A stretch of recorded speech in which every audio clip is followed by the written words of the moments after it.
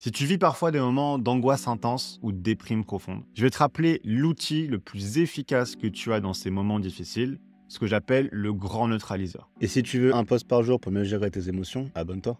Le calme. Le calme est le point d'origine et de retour de toute émotion, positive ou négative. C'est la plaque tournante de tes émotions, en fait. Et la plupart des gens essayent brusquement de passer d'une émotion négative à une émotion positive. C'est un geste de contrôle et le contrôle garantit la chute.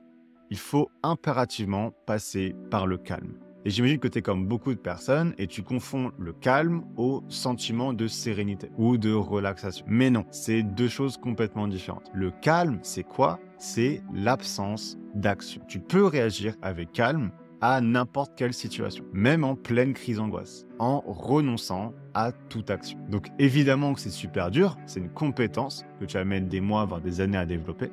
Et la clé pour accéder au calme, c'est d'identifier les mécanismes que tu as qui t'y font renoncer consciemment ou inconsciemment. Et là, au risque de me répéter, en général, ces mécanismes sont des mécanismes de recherche de contrôle, certitude ou réassurance, qui sont enclenchés par des croyances limitantes, dont l'une d'entre elles est « si je ne m'occupe pas de cette pensée, émotion, sensation, elle va soit persister, s'empirer, voire se réaliser ».